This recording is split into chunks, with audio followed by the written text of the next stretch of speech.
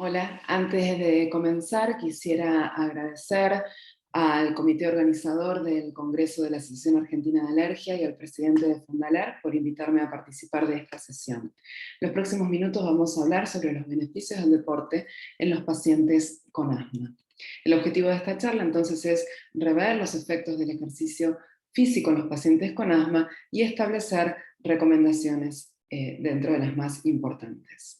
Sabemos que el asma es una enfermedad crónica prevalente de la infancia, una de las más frecuentes, y por tanto es una importante causa de discapacidad, disminuyendo la calidad de vida en las etapas tempranas de la vida, donde la actividad física es una de las actividades normales del desarrollo que todos niños deben llevar a cabo. Una de las principales causas es el broncoespasmo inducido por ejercicio, aquella broncoconstricción que se produce en los minutos iniciales o durante el ejercicio o aún en los minutos posteriores a la finalización del mismo. También otra de las causas es la falta de condición física que los pacientes con asma presentan paradójicamente a esta inactividad. Otra de las causas, por no decir la más importante, es el temor por desconocimiento, comenzando en los primeros años de vida desde el seno familiar, porque los padres tienen miedo de que los niños desencadenen una exacerbación de asma durante una actividad físico-deportiva. Este temor por desconocimiento continúa aún después en el sistema educativo, principalmente desde los profesores de educación física, quienes incluso inhabilitan de la actividad físico-deportiva hasta en tanto cuenten con un certificado que los posibilite y que les recomiende y les dé indicaciones de qué actividad puede realizar cada paciente.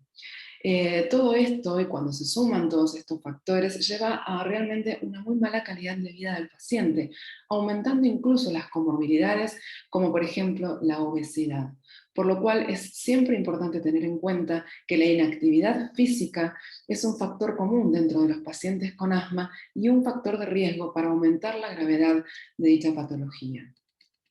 Ya desde los años 60 hay distintos programas que, teniendo en cuenta lo antes mencionado, instauran programas de ejercicios físicos en la vida diaria de los pacientes. Incluso las guías internacionales recomiendan, como parte del tratamiento no farmacológico de los pacientes con asma, la actividad físico-deportiva adecuada a cada paciente. Pero no obstante eso, si uno evalúa qué es lo que piensan y qué es lo que perciben los pacientes adolescentes con asma y los pacientes sanos, aquellos que presentan asma refieren que tienen miedo a presentar una exacerbación durante el ejercicio y por tanto no realizan esa actividad deportiva. Paradójicamente, a pesar de sentir que es una actividad placentera en la vida de cada uno de ellos y es una actividad que quisieran realizar. Los pacientes que no tienen asma ven esta actitud de los pacientes asmáticos como una excusa para no realizar dicha actividad deportiva. Si analizamos los efectos de la actividad física, contamos que como beneficios disminuye la contractura de los músculos respiratorios, también la rigidez torácica y corrige los defectos posturales. Por tanto, mejora la mecánica respiratoria usando adecuadamente el diafragma y evitando usar así la musculatura respiratoria accesoria. Por tanto, mejora la función pulmonar y aumenta la resistencia física. En suma, tenemos un fortalecimiento general del organismo y también de los músculos respiratorios, llevando a un aumento de la capacidad vital y a un aumento de la elasticidad alveolar. Con lo cual, logramos que en los pacientes con asma y a beneficio de los mismos tengamos un aumento de la tolerancia del ejercicio, una disminución de la respuesta broncoconstrictora a la actividad física y una disminución, por tanto, de los síntomas, con la consecuente menor uso de medicación de rescate y menor uso de medicación general. En cuanto a los efectos de la actividad física en el sistema inmune, sabemos que este también tiene influencia y va a depender de la intensidad y de la duración del mismo.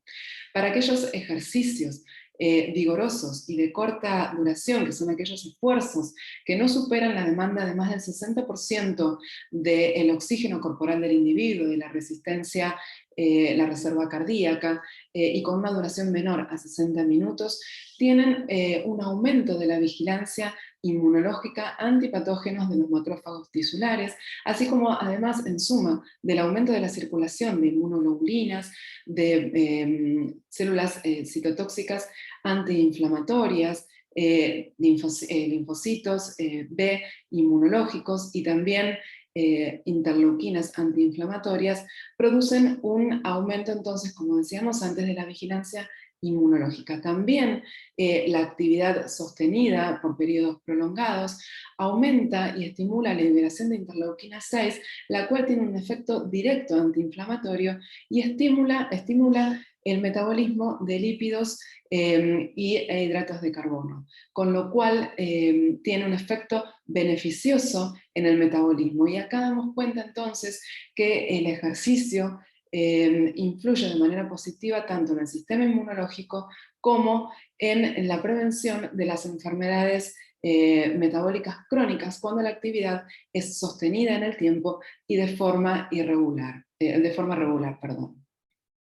Por otro lado, en forma paradójica, aquellos ejercicios que son de manera intensa y de por tiempo prolongado, como las competiciones de alto rendimiento y entrenamiento, vemos que se produce por estrés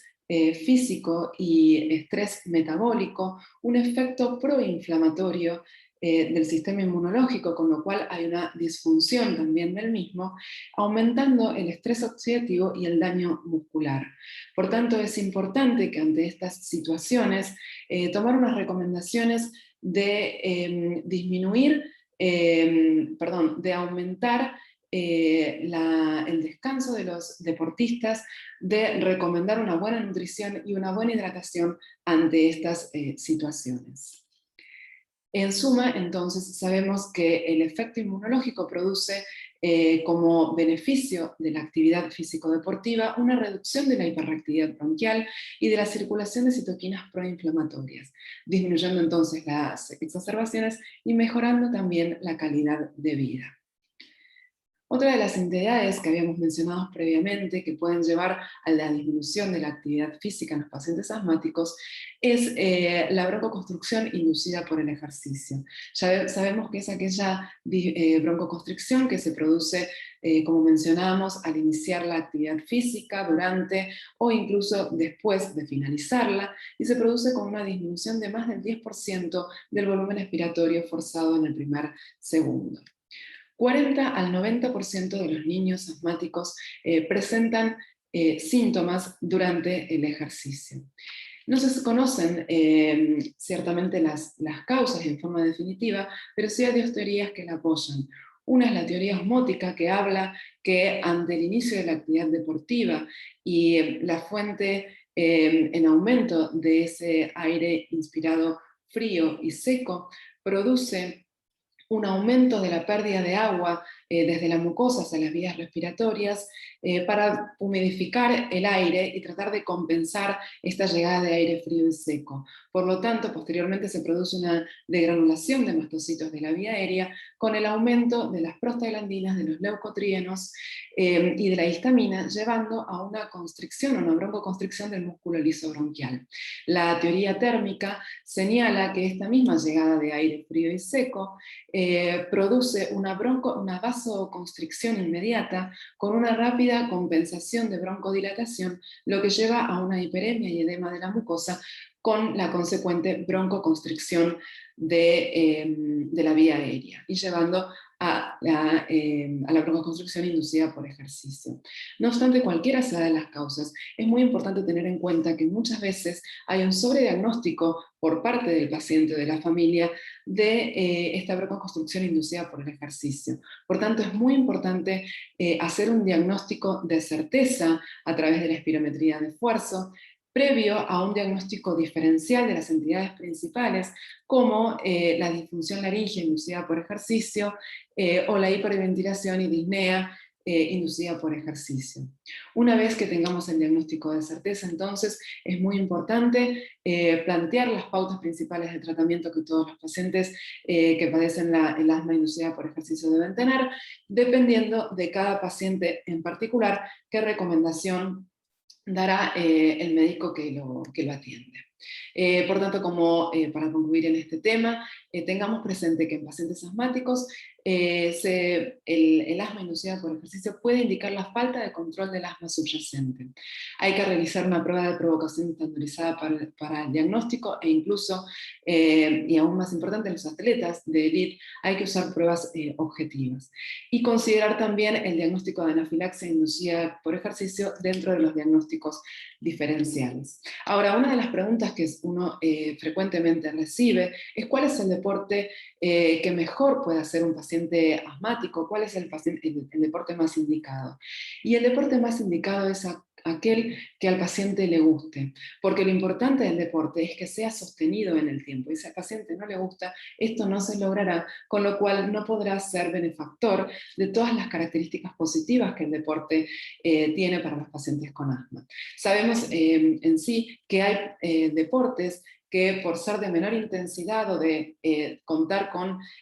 momentos de descansos, tienen menos posibilidades de inducir un broncoespasmo, como la natación, el tenis, la gimnasia, el karate, el béisbol, lucha, esquí plano, tenis de mesa, waterpolo, ciclismo, y aún en yoga, si no es considerado el deporte, es una práctica indicada como beneficio para los pacientes con asma. Hay algunos deportes que sí pueden aumentar por aumento de la actividad en el tiempo, por el esfuerzo también intenso, lo cual requiere un alto requerimiento ventilatorio y practicarse además a veces en climas fríos, en climas secos o con aumento de la exposición a pólenes, como ser el esquí nórdico, el hockey sobre hielo, el ciclismo o las carreras de larga distancia.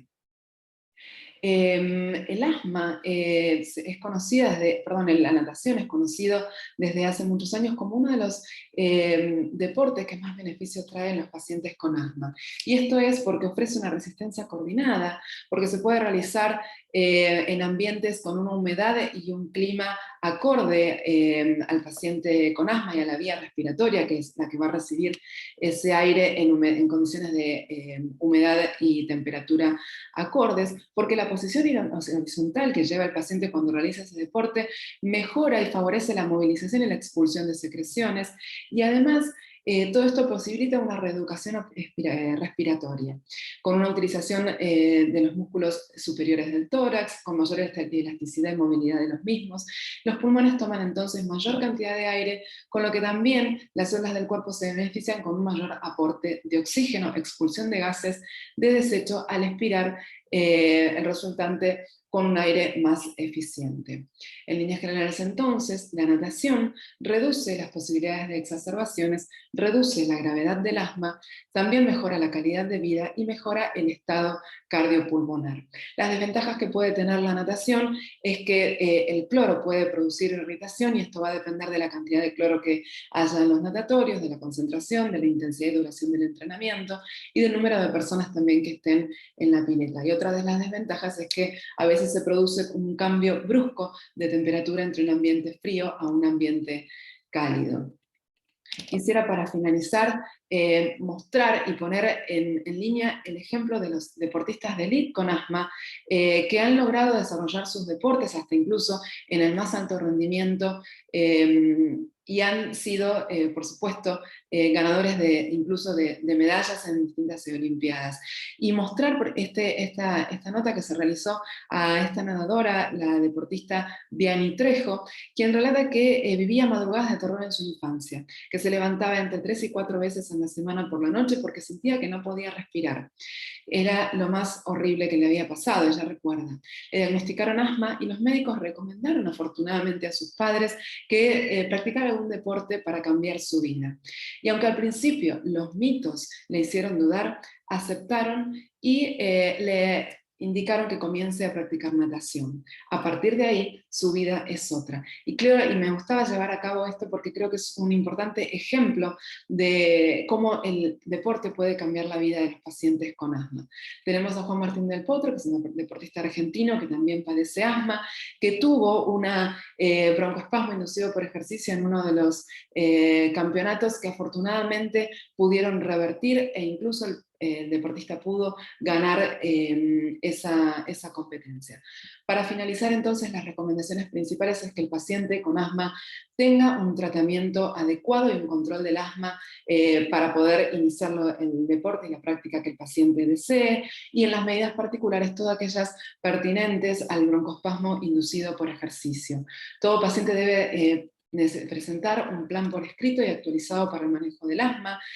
Siempre es recomendado el calentamiento previo a la actividad física, durante por lo menos 10 minutos antes a la actividad, y una vuelta a la calma y bajando la intensidad de moderada a baja para recuperar la capacidad cardiopulmonar luego de la realización de la actividad. Si el paciente presenta síntomas, es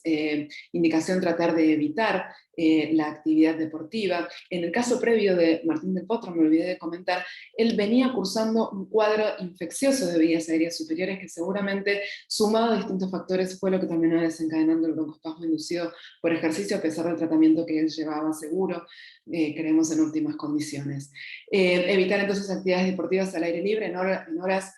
o días de cargas de pólenes en ambientes, si el paciente es alérgico a esto, evitar actividades los días de mayor polución ambiental, o indicar que estas actividades sean hechas en horarios pertinentes, por ejemplo, en horarios donde hay menor cantidad de pólenes en el aire. Ser cuidadosos al retomar las actividades deportivas luego de que se hayan producido exacerbaciones con asma. Para finalizar, me gustaría comentarles que Fundaler cuenta ya hace muchos años con un programa de deporte para los pacientes con asma que se lleva a cabo por un convenio con la Secretaría de Deportes de la Nación en el CENAR. En el año 2000 se realizaron los primeros Juegos Deportivos Internacionales para Adolescentes con Asma en Buenos Aires, que se repiten cada 2 años en países de América y de Europa, donde Fundaler ha participado en muchos de estos encuentros, y Argentina siempre lleva una delegación de jóvenes que compiten sin ningún inconveniente. Y uno de los primeros lemas entonces del asma de Fundaler es que los pacientes con asma no solo pueden, sino que deben realizar actividades físico-deportivas. Bueno, muchas gracias por su atención.